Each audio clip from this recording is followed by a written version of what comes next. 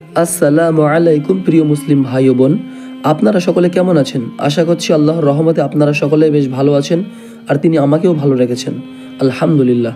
তো প্রিয় দর্শক, আপনারা হয়তো জেনে থাকবেন যে পবিত্র কোরআনের মধ্যে বিভিন্ন জায়গাতে এমন কিছু বিশেষ আয়াত রয়েছে যেগুলি পাঠ করলে তার জন্য সিজদা বা সিজদায়ে তিলাওয়াত করতে হয়, এবং এই বিশেষ আয়াতগুলি পাঠ করা হয় নিঃশব্দে, অর্থাৎ চুপি চুপি।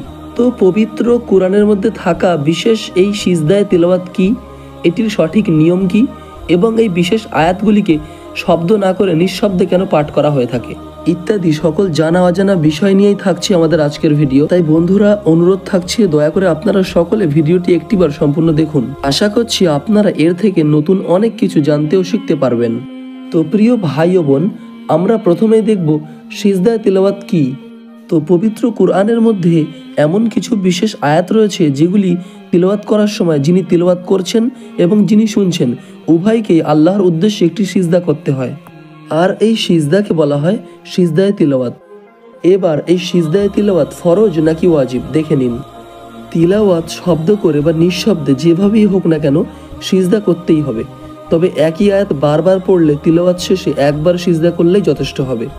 আর এই সিজদা ফরজ নয়, ওয়াজিব, না করলে গুনাহ হবে। পবিত্র কোরআনে মোট কতবার এই সিজদায়ে তিলাওয়াত এসেছে দেখে নিন। তো পবিত্র কোরআনের 30টি পারার বিভিন্ন সূরার মধ্যে সর্বমোট 14 বার এই সিজদার আয়াত এসেছে। এবার কোরআন তিলাওয়াতের সময় এই সিজদার সঠিক নিয়ম কি, আসুন আমরা একটু দেখে নিই। সিজদায়ে তিলাওয়াত আদায় করা খুবই সহজ। সোজা দাঁড়ানো থেকে হাত না উঠিয়ে আল্লাহু আকবার বলে সিজদায় চলে যেতে হবে। তারপর সিজদার তাসবিহ অর্থাৎ সুবহান রাব্বিয়াল আ'লা 3 বার পড়তে হবে। আবার আল্লাহু আকবার বলে দাঁড়িয়ে গিয়ে শুধু একটি সিজদা দিতে হবে। নামাজের মতো দুটি সিজদা দিতে হবে না। নামাজের মতো সিজদা থেকে বসতেও হবে না, আবার তাশাহুদ, দরুদ শরীফ এগুলিও পড়া লাগবে না, এবং শেষে নামাজের মতো সালামও ফেরাতে হয় না। এবার সবশেষে দেখব পবিত্র কোরআনের মধ্যে থাকা এই বিশেষ আয়াতগুলি কেন নিঃশব্দে চুপি চুপি তিলাওয়াত করা হয়ে থাকে।